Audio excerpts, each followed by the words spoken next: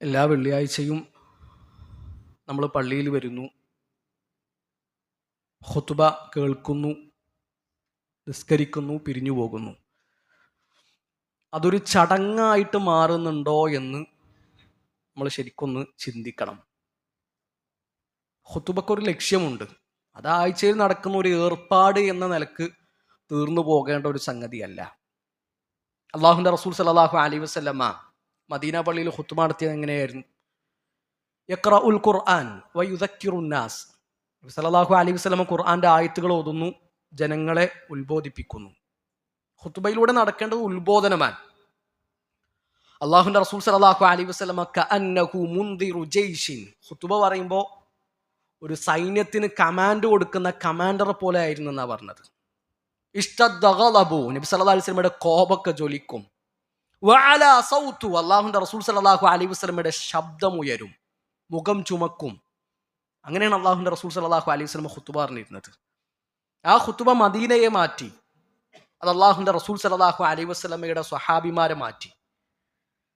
ഖുതുബയിലൂടെ നമുക്ക് കിട്ടേണ്ടത് ഈമാനികമായ ഒരു ഊർജമാണ്, ഒരു ഉത്ബോധനമാണ്, മുന്നോട്ട് ഗമിക്കാനുള്ള ഇന്ധനമാണ്. അത് കിട്ടുന്നുണ്ടോ എന്ന് നമ്മൾ ശരിക്ക് ആലോചിക്കുക. അതൊരു ചടങ്ങായിട്ട് ആഴ്ചയിൽ നടക്കുന്ന ഒരു കലാപരിപാടിയായിട്ട് മാറാൻ പാടില്ല. പ്രിയപ്പെട്ടവരെ, ഖുതുബക്കിടയിൽ നമ്മൾ ശ്രദ്ധിക്കേണ്ട ചില കാര്യങ്ങളുണ്ട്. ഖുതുബയുടെ ലക്ഷ്യം നടക്കണമെങ്കിൽ ആ ഖുതുബ നമ്മൾ ശ്രദ്ധിച്ച് കേൾക്കണം. കഥ പറയാനല്ല, സൊറ പറഞ്ഞിരിക്കാനല്ല നമ്മളാരും പള്ളിയിലേക്ക് വരുന്നത്. വർത്താനം പറയാൻ നമുക്ക് വേറെയും കുറേ സ്ഥലങ്ങളുണ്ടല്ലോ. അപ്പം അള്ളാഹുവിൻ്റെ റസൂൽ സല്ലല്ലാഹു അലൈഹി വസല്ലം പറയാണ്, ഇമാമ ഖുതുബ പറഞ്ഞുകൊണ്ടിരിക്കുന്ന ഇടയിൽ ഒരാൾ സംസാരിച്ചു. അപ്പൊ സംസാരിച്ചവനോട് വേറൊരാൾ പറയാണ്, അൻസിത്, നീ മിണ്ടാതിരിക്കുന്നു പറഞ്ഞാൽ ഫഖദ് ലഗൗത, അവൻ അനാവശ്യം ചെയ്തു എന്നാണ് പറഞ്ഞത്. ഖുതുബക്കിടയിൽ സംസാരിച്ച ഒരുത്തനോട് മിണ്ടാതിരിക്കാൻ പറഞ്ഞ ഒരാള് അനാവശ്യം ചെയ്തു എന്നാണ് അള്ളാഹുവിൻ്റെ റസൂൽ സല്ലല്ലാഹു അലൈഹി വസല്ലം പറഞ്ഞത്. ഇവിടെ ഇങ്ങനെ ഖുതുബ നടന്നുകൊണ്ടിരിക്കുകയാണ്. ഒരാൾ പള്ളിക്ക് കയറി വന്നു. ഓൻ അസ്സലാമു അലൈക്കും എന്ന് പറയാൻ പാടില്ല, സലാം പറയാൻ പാടില്ല.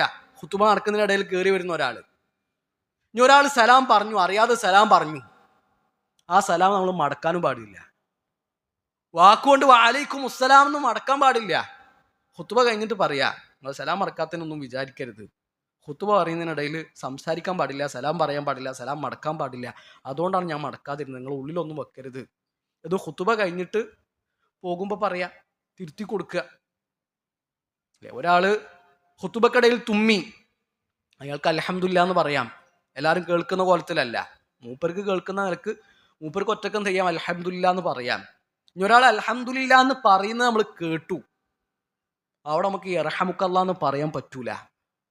ഇവിടെ ഖുതുബ നടക്കുകയാണ്, അവിടെ യർഹമുക്കല്ലാ എന്ന് മറുപടി കൊടുക്കാൻ പാടില്ല. ഇവിടെ നമ്മൾ ആലോചിക്കേണ്ടത്, ഹക്കുൽ മുസ്ലിമി അലൽ മുസ്ലിമി സിത്തുൻ.